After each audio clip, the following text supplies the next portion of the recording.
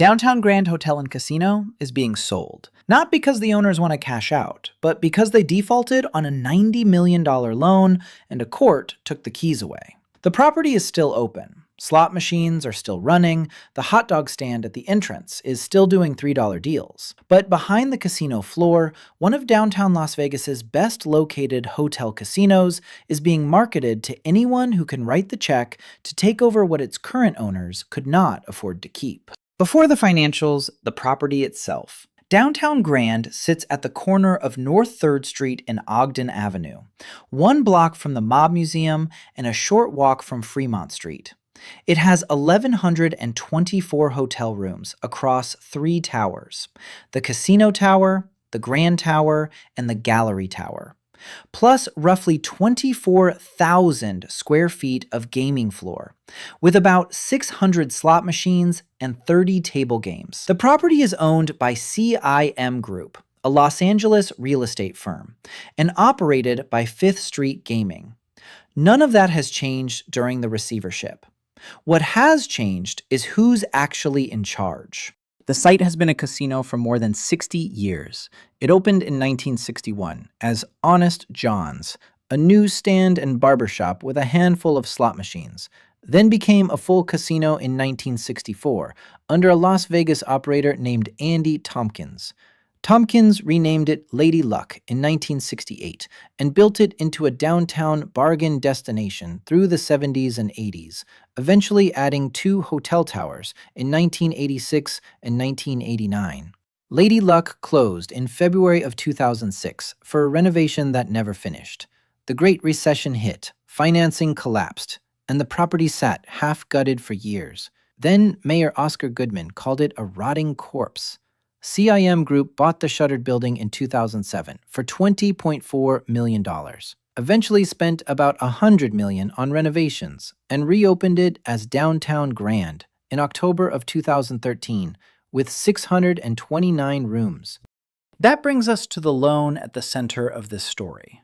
In 2019, CIM and its related ownership entities took out an $82.5 million construction loan to build a 3rd hotel tower. The lender was Pacific Western Bank, which would later merge into Banc of California in December of 2023. The new tower opened on September 22, 2020, and was named the Gallery Tower for the art program woven through the building, including augmented reality installations in select rooms. It added 495 rooms in 8 stories, bringing the total to 1,124. In August of 2020, the loan was increased by another $7.5 million, bringing the total construction debt to $90 million. That $90 million number is the one to remember. Everything that has happened in the last 12 months traces back to it. By mid-2024, CIM was trying to get out. Reporting from Las Vegas industry insiders put the asking price somewhere around $180 million. The first real buyer was Corvus Collective, run by former Cosmopolitan executive John Unwin. That deal got close, but Corvus could not raise the $30 million in cash required to close. Talks ended. Then, in March of 2025, came the most attention-grabbing chapter so far. Penske Media Corporation, the company that owns Rolling Stone, Billboard, Variety, and The Hollywood Reporter, entered talks to buy Downtown Grand and rebrand it as the Rolling Stone Hotel and Casino.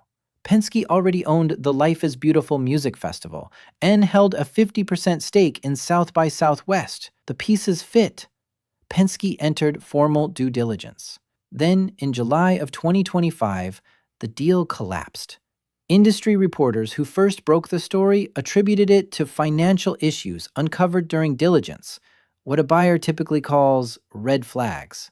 Whatever Penske saw inside the books, it walked away.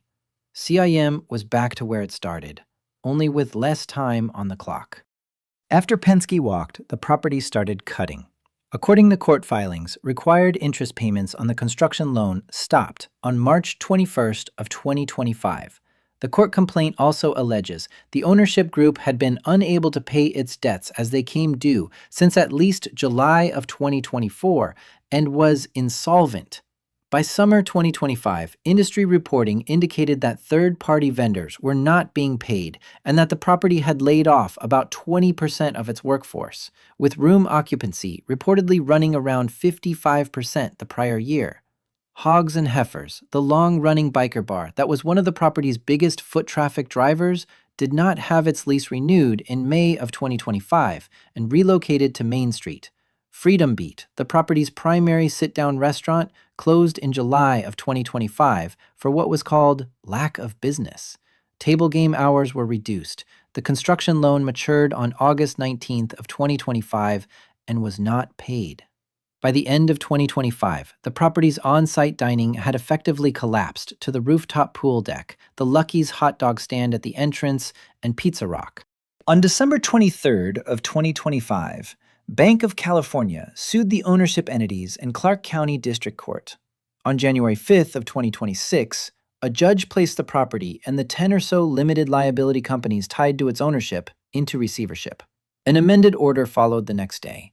The court appointed Paul Huygens of Henderson-based Province LLC as the receiver. Province specializes in bankruptcies, restructurings, and turnarounds.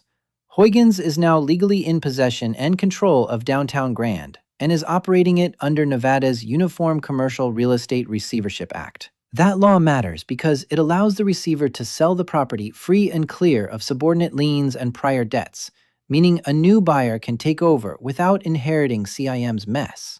Freedom Beat reopened with reduced hours in January of 2026, in part because of union contract obligations requiring back pay to the closure date. According to court filings, on January 31st, sale materials were sent to 162 prospective buyers. By mid-February, 25 had signed non-disclosure agreements, and 17 groups had participated in active diligence. The Nevada Gaming Control Board has confirmed it is monitoring the situation, but has otherwise stayed quiet. What happens now is a formal sale process.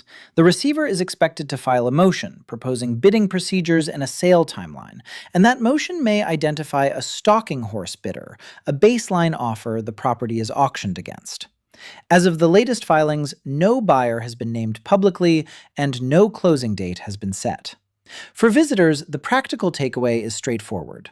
Downtown Grand is open. Rooms are being sold, slots are turning. The property is leaning hard on promotions, including a discounted resort fee around $26 on its Gambler's Retreat package, and free parking with no resort fee for locals who book direct. None of that is a guarantee about the future, but in the near term, none of the casino's day-to-day issues affect a guest staying there for 2 nights and walking 3 blocks to Fremont. The bigger story is what comes next.